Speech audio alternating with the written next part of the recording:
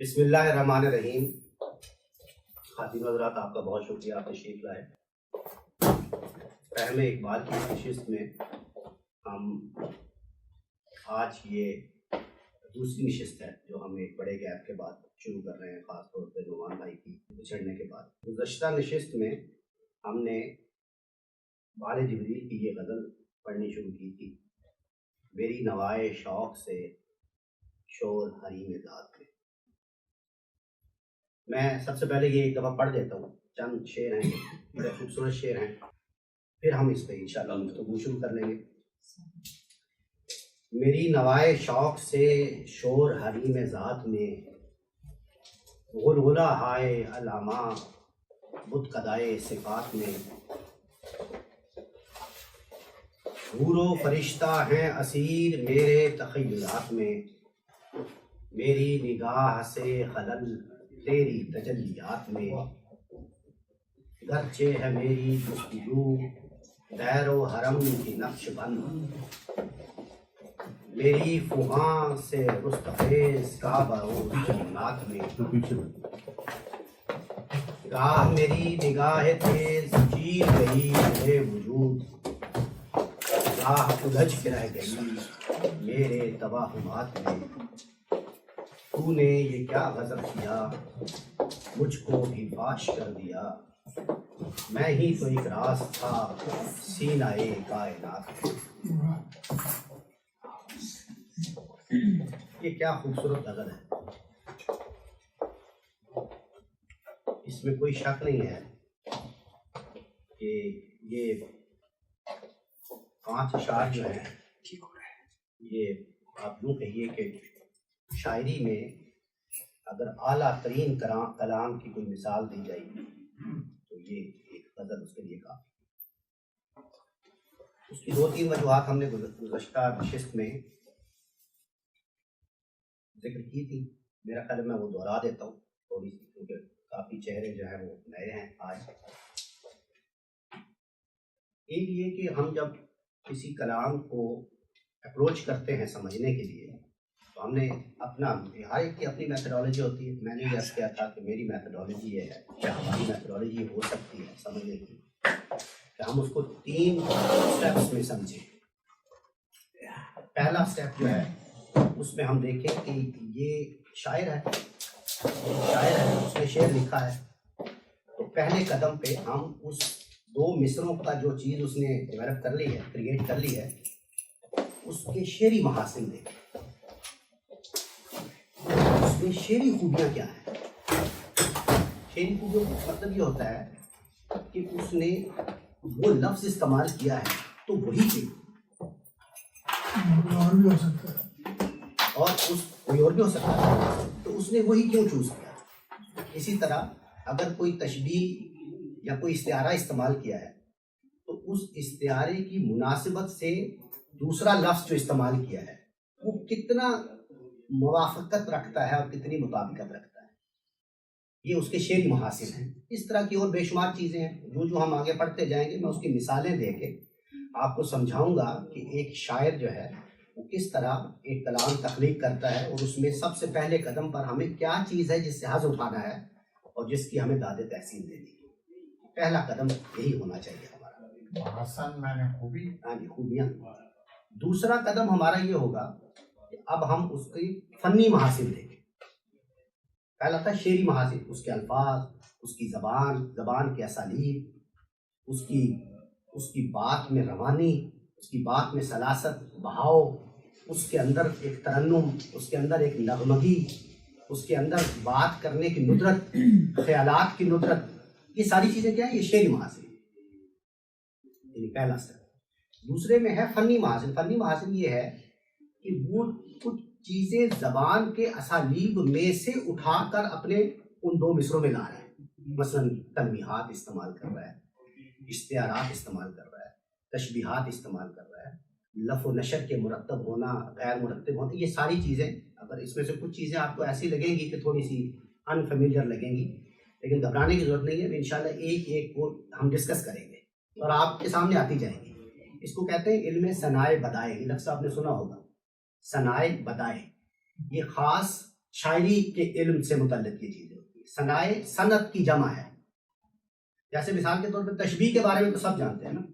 جیسے میں کہوں کہ میرا بیٹا شیر کی طرح بہادر ہے، تو شیر کی طرح بہادر ہے، کی طرح، یہ میں نے مشابہت دی اپنے بیٹے کو، اس کو کہتے ہیں تشبیہ. تو یہ جو تشبیہ ہے یہ اصل میں صنعت تشبیہ ہے.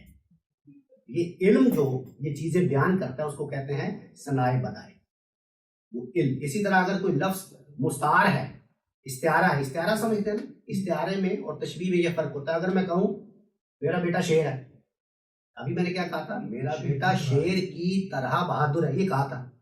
اور دوسرے مثال میں کیا ہے؟ میرا بیٹا ہی شیر ہے. تو اب اگر ایک بندہ ڈکشنری اٹھا لے اور وہ کہے کہ شیر کا مطلب ہوتا ہے لائن، تو اس کا بیٹا لائن ہے، نہیں. یہ حقیقت میں یہ معنی اس کا نہیں ہے، یہ مجاز میں ہے. تو میں نے شیر کے لفظ کو مستعار لے لیا، مستعار کا مطلب ادھار لے لیا. میں نے شیر کے لفظ کو اپنے بیٹے کے لیے مستعار لے لیا. تو اس شاعر نے کیا کیا ہے؟ اس شاعر نے وہ لفظ لے کے ایک استعارہ بنا دیا.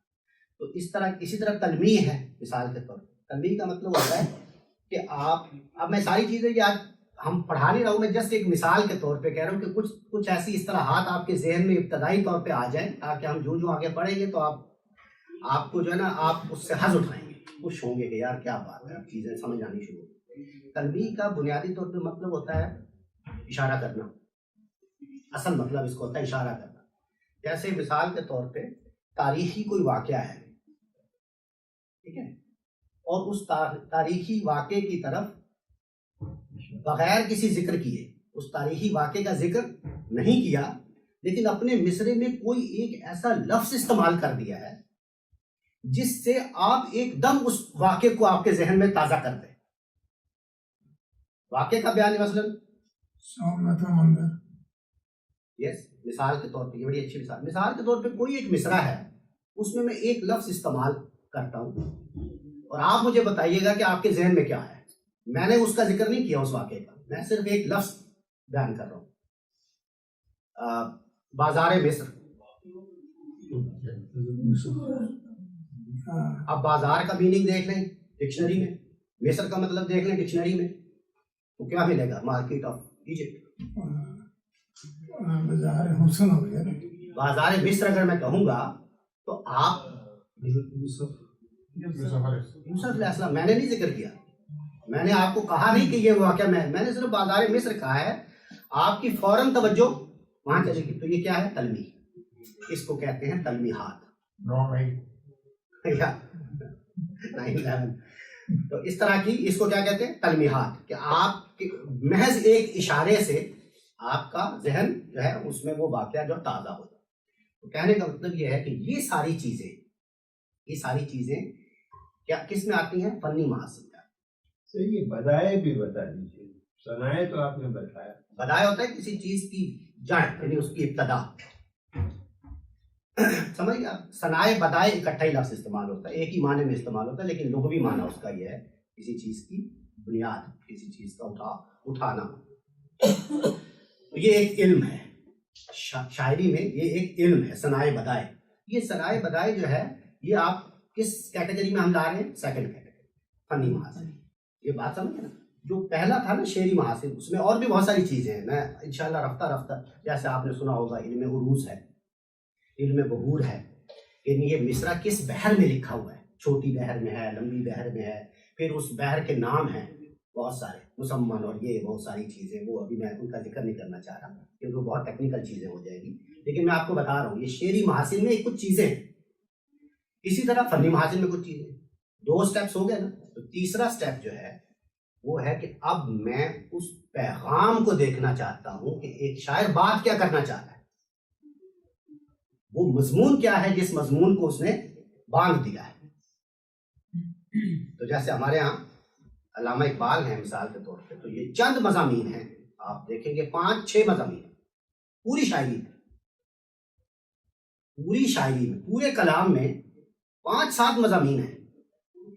جس طرح وہ کہتے ہیں نا کہ ایک پھول کا مضمون ہو تو 100 رنگ سے باندھو، ایک پھول کا مضمون ہو تو 100 رنگ سے. تو یہ ہمارے جو بڑے شاعر ہیں، یہ ان کا یہ خوبی ہے ان کی کہ ایک پھول کا مضمون ہوتا ہے اور اس کو 100 رنگ سے باندھ دیتے ہیں اور ہر رنگ میں ہم جو ہے اس کی لذت اٹھاتے ہیں، اس کا حظ اٹھاتے ہیں، کہتے ہیں کیا خوبصورت بات ہے۔ قرآن مجید میں بھی یہی ہے، قرآن مجید میں چند مضامین ہیں، یعنی حالانکہ بہت بڑی کتاب ہے، اللہ کا کلام بہت وسیع و عریض ہے نا، چند مضامین بنیادی طور اور اس کو اللہ تعالیٰ ایسے گونہ گوں انداز سے، ایسے بو کلمونی کے انداز سے اور ایسی ندرت کے ساتھ لاتے ہیں، آپ جہاں سے مرضی کھول کے پڑھنا شروع کر دیجئے، جہاں سے مرضی کھول کے پڑھیں، وہ آپ کے اندر وہ پیدا کر دے گا دلچسپی اور کھچاؤ۔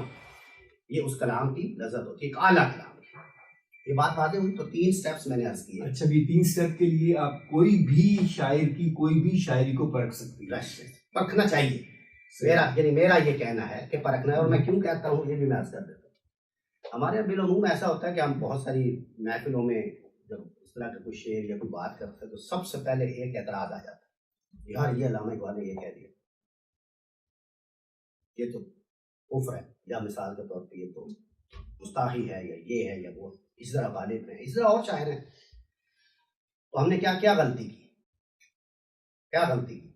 تیسرے قدم سے ہم نے پہلا قدم اٹھا لیا، ہم نے اس کا مضمون سب سے پہلے اکھاڑ لیا وہاں سے، اور اکھاڑ بھی ایسے لیا کہ اس کو مجرد کر لیا۔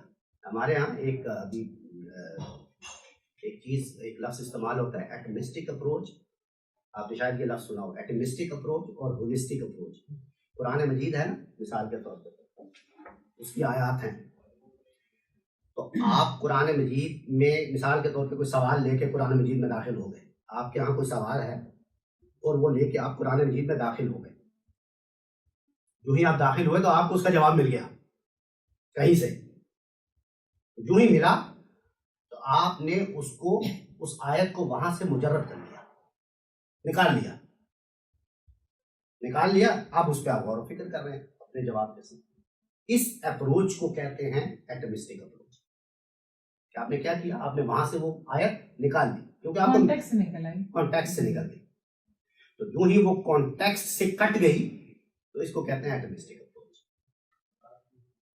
اور ہولسٹک اپروچ کیا ہے کہ آپ اس کو وہیں رہنے دیں، اس کا کانٹیکسٹ دیکھیں، جیسے آپ نے بالکل صحیح آپ نے توجہ دی، ایٹمسٹک تو پھر صحیح بات نہیں ہوئی نا، صحیح بات، آپ نے تو اس کو کانٹیکسٹ سے کاٹ دیا آپ نے۔ آپ دیکھیں کہ اس کے اوپر کی 2 آیات کیا کہہ رہی ہیں، اس کے نیچے کی 2 آیات کیا کہہ رہی ہیں، کون مخاطب ہے، کیا مضمون ہے، کس سے کیا بات ہو رہی ہے، اللہ میاں کس سے مخاطب ہے، ٹھیک ہے، اور یہ کہ اس سورہ کا کیا کانٹیکسٹ ہے۔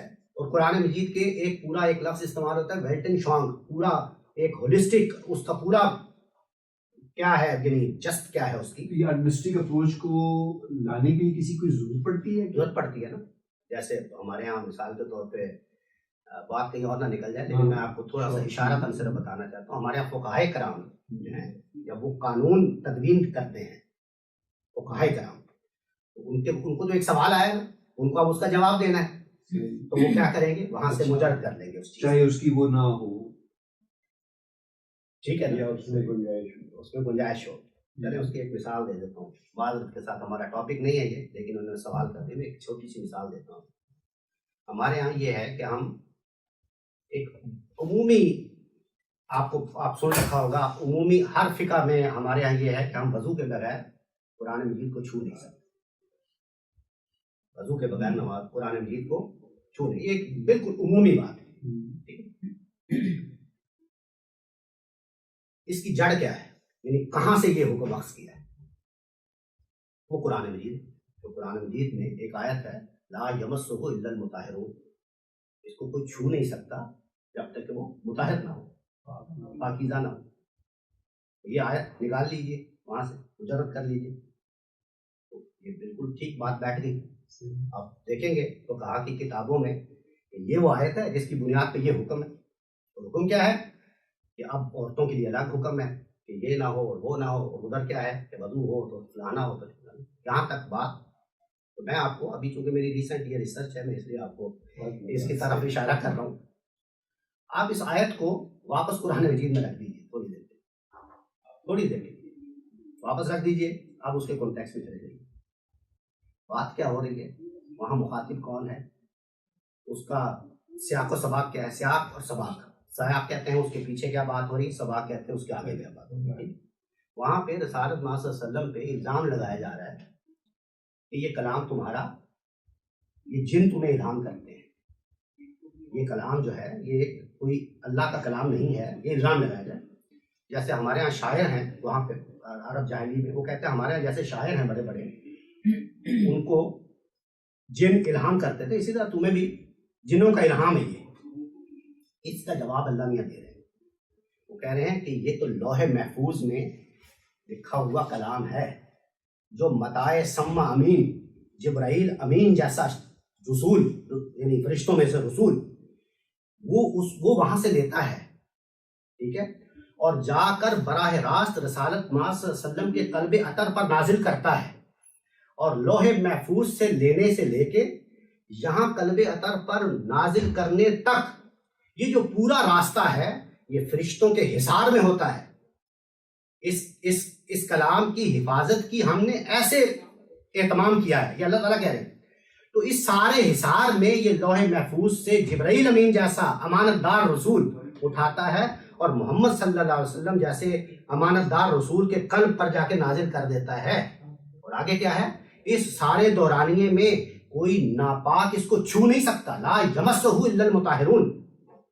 تم کہتے ہو یہ جنوں کا کلام ہے، کوئی ناپاک جن اس کو، آپ دیکھیے ذرا بات کیا ہے.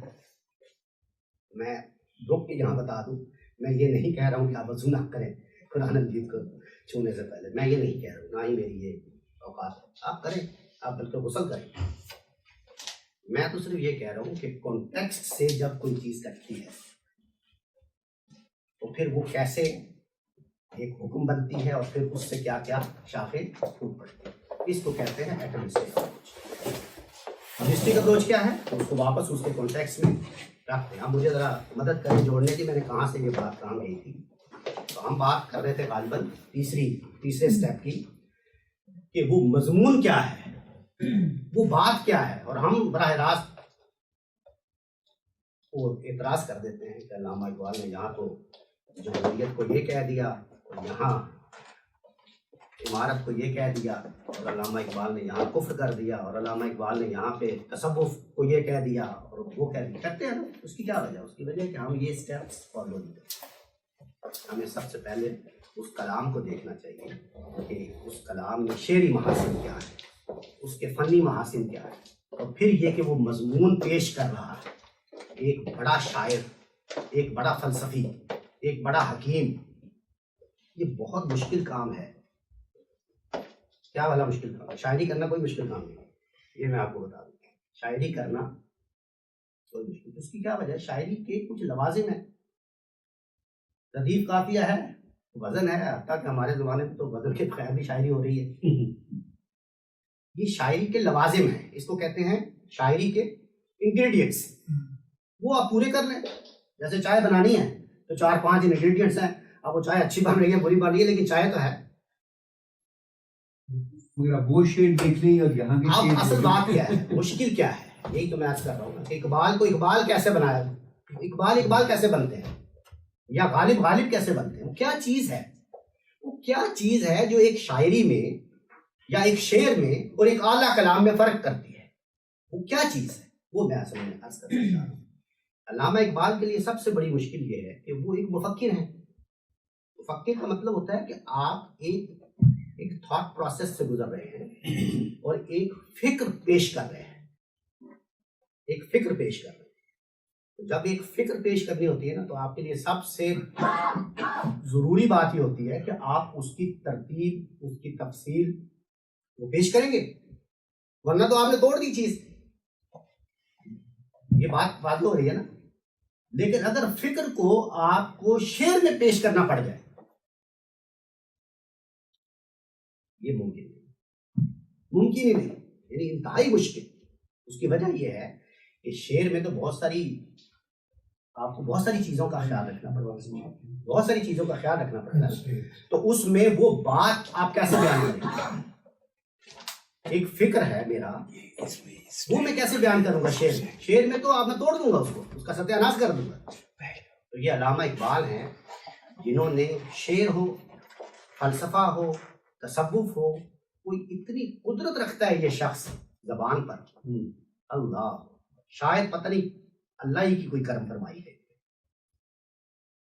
کہ وہ ایسے بیان کر جاتے ہیں، وہ فکر، وہ آپ دیکھیں گے وہ فلسفہ، وہ مثال کے طور پہ کولونائزیشن ہوئی ہوئی ہے، انگریزوں کا مسئلہ ہے، ٹھیک ہے، اور مسلمان غلامی میں ہے، یہ بات کر رہے ہیں نا، یہ پیغام ہے، یہ بات ہے، اس پر ایک مضمون باندھ ہے، تو آپ ایک مضمون لکھ سکتے ہیں، آرٹیکل لکھ دیں، آپ کوئی کتاب لکھ دیں، اس میں ساری تفصیلات بیان کریں، لیکن اگر آپ کو شعر پر کہنا پڑ گیا اور شعر میں وہ ساری بات کا احاطہ کرنا پڑ گیا تو یہ معمولی کام نہیں ہے۔